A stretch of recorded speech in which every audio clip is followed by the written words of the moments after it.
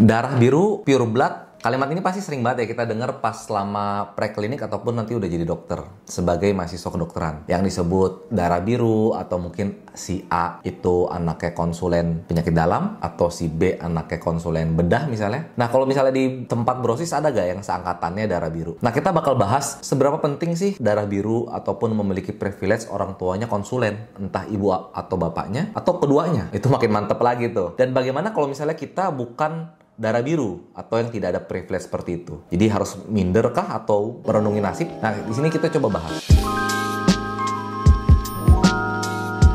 Tentu ya, kita sebagai mahasiswa, apalagi yang nomaden ya, yang orang tuanya bukan dari dokter, tentu challenge kita akan, ya pasti lebih tinggi lah ya, karena kita tidak tahu dunianya, tidak memiliki gambarannya, sebenarnya sebagai dokter, itu nanti karirnya seperti apa, atau kita harus ngambil spesialis apa, itu pasti kita lebih buta ya, tidak tahu arah dibandingkan yang sudah sebagai anak darah biru atau anak konsulen. Tapi sebenarnya mindset yang kita miliki itu bukan membuat, atau banyak sekali ya di dunia ini yang selama iri karena si A punya privilege, si B punya privilege, si C punya jadi anak konsulen gitu. Itu kan suatu hal eksternalnya kita nggak bisa atur, ya nggak? Kalau misalnya ada yang bapaknya konsulen, lah justru kita nggak boleh iri. Bener gak? Justru itu kita punya orang dalam tanda konotasi positif ya. Karena kalau misalnya kita bayangin ya, kita punya temen bapaknya, let's say kita bilang konsulen penyakit dalam, ya gak? Kalau misalnya kita jadi sahabat teman tersebut, tentu akan sangat baik gitu. Kita kalau mau jadi penyakit dalam bisa tanya-tanya ke, kalau kita deket ya, bisa tanya ke orang tuanya, gimana sih dunia penyakit dalam, kerjanya seperti apa, dan itu bisa menjadi mentor. Penting sekali karena kita punya jadi mentor. Itulah privilege-nya seseorang yang bapaknya atau ibunya itu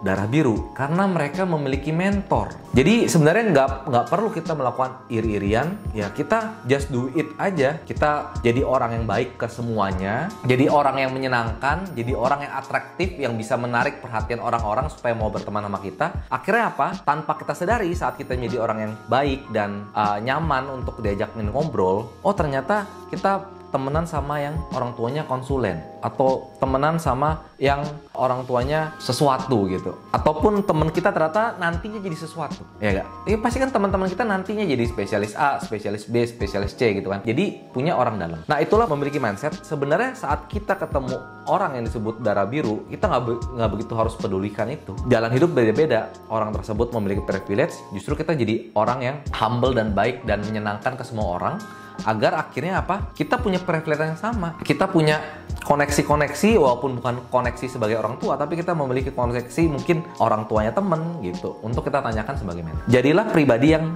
dicari sama orang lain, yang menyenangkan gitu. Pasti kamu nggak suka kan kalau misalnya temenan sama temen yang arogan, sombong. Nah, kita jadilah pribadi yang baik yang akhirnya bisa mengattract banyak orang. Jadi tidak perlu iri ya guys. Kalau misalnya di sini teman-teman masih ada iri-irian, nah coba yuk kita sama-sama ubah mindset tersebut. Kita harus berpikir saat teman kita maju, itulah kita justru punya orang dalam. Dan tugas kita ngapain? Tugas kita hanya perlu menjadi orang yang humble dan menyenangkan dan baik ke semua orang. Nah selanjutnya untuk menjadi orang yang atraktif, itu sebenarnya kita juga perlu memiliki konsep give dulu baru take. Give and take. Jadi kita tidak disarankan untuk nggak terlalu membiasakan selalu take. Ketemu orang berharap dikasih, bertemu orang berharap dikasih. Justru harusnya tangan kita yang di atas, kita yang memberikan kebaikan ke orang lain. Nah, give and take ini konsepnya banyak hal bisa teman-teman lakukan. Yang paling kita tahu ya, misalnya mentraktir. Tapi tentu sebagai mahasiswa kedokteran ya uang kita juga terbatas ya. Kita hidup dari uang jajan. Jadi give itu sebenarnya bisa banyak hal. Mungkin mulai dari teman-teman dulu pas ospek pernah kan pasti diajarin sama kakak senior, jangan lupa 3S, senyum sapa salam, senyum sapa salam. Sebenarnya itu juga konsep give and take. Nggak perlu kita kesel sama seniornya, ngapain gue suruh 3S nih hidup-hidup gue misalnya gitu kan. Sebenarnya hal itu ditanamkan dengan maksud yang baik, dimana jika kita sering memberikan senyum sapa salam ke senior, bayangin teman-teman nanti punya koneksi ke senior yang mungkin nanti bisa menjadi mentor juga selama perkuliahan, memberikan advice, beli buku apa, mungkin nanti bisa pinjam buku sama kakak seniornya, ya kan? Jadi dengan sesimpel tadi ini kita memberikan 3S, senyum sapa salam. Nah selanjutnya apa? Kita bisa kalau di preklinik mengajar, itu kan gift juga. Mengajar kan kamu kan pasti juga harus belajar kan ya, untuk lulus ujian blok kita harus belajar, dan dari belajar itu ngapain disimpan sendiri, ya gak? Kalau misalnya kita lulus nilai A, temen lulus nilai A, seneng nggak? Seneng. Kalau misalnya kita B yang kita ajar ternyata nilainya A, ya udah. Kan karena kita yang salah jawab aja pilihan gandanya A, B, C, D, E itu kan. Kenapa kita harus iri? Karena hidup itu kan perjalanan ya. Kita jalan sendiri, teman kita juga jalan sendiri. Jadi gift yang kedua itu justru kita bisa mengajar ya. Apalagi kalau untuk teman-teman yang memang suka mengajar, memiliki kemampuan mengajar, atau kalau misalnya yang punya catatan. Pasti di sini juga banyak yang suka nyatet-nyatet. Ini pelajaran hidup nih. Catet-catet,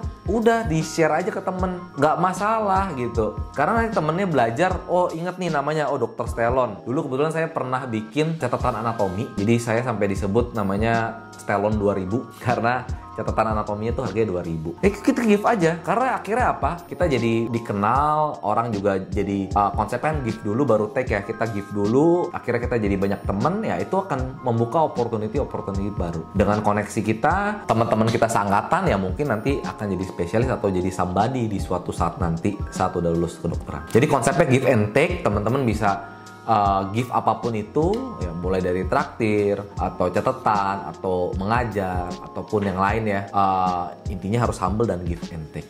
Dengan kayak gitu kita nanti ke depannya akan memiliki jejaring-jejaring, koneksi-koneksi dan yang disebutnya orang dalam ya. Ya sebenarnya bukan orang dalam tapi ya kita dekat aja sama orang tersebut karena kita sudah melakukan yang terbaik. Nah jadi konsepnya di situ saat kita mendengar ada pure blood, ada darah biru, konsep kita tuh tidak boleh iri karena hal tersebut gak bisa kita ubah ya. Mau iri pun kita gak bisa ubah orang tua kita konsulen.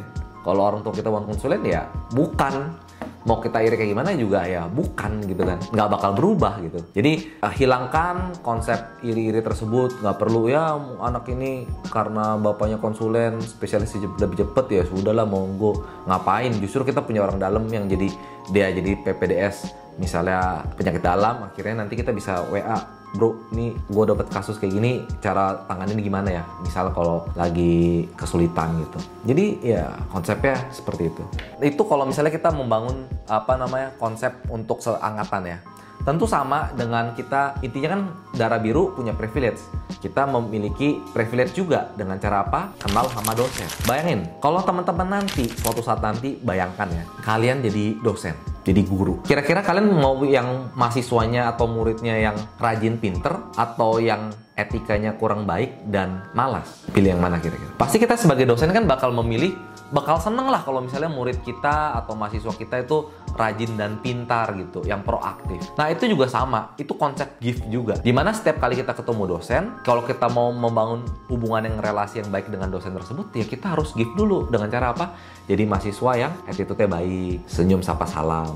Bukan zaman kolonial kita harus hormat banget sama senior, bukan begitu. Tapi ya begitulah cara dunia bekerja gitu. Kalau kita baik, pasti dosennya juga segan sama kita. Dan juga jadi murid yang rajin ya. Misalnya kayak dulu saya pernah dapat pengalaman ya. Kebetulan dosen pembimbing skripsi saya tuh spesialis kedokteran okupasi. Jadi di situ ya kita jadi mahasiswa yang proaktif, yang rajin ya. Kalau diminta bimbingan selalu siap dok. Nah itu, oke dok kapan gitu. Jangan, aduh skripsinya belum selesai nih, bab 1 belum selesai, bab 2 belum selesai. Nanti dulu dok, minggu depan boleh gak? Ah itu kan dosennya juga malas kali, udah mau diajarin, menunggu 1 minggu lagi. Yang butuh siapa? Yang nunggak siapa ya kan? Jadi kita di situ konsepnya pas lagi bimbing skripsi saya selalu bilang siap dok, iya oke baik dok gitu. Singkat cerita karena kita selalu siap, oke skripsinya juga tentang kedokteran okupasi, akhirnya apa? Dosennya jadi mengajak kita untuk ikut simposium kedokteran okupasi. Skripsinya jadi dijadikan publikasi ilmiah. Akhirnya apa? Akhirnya saya punya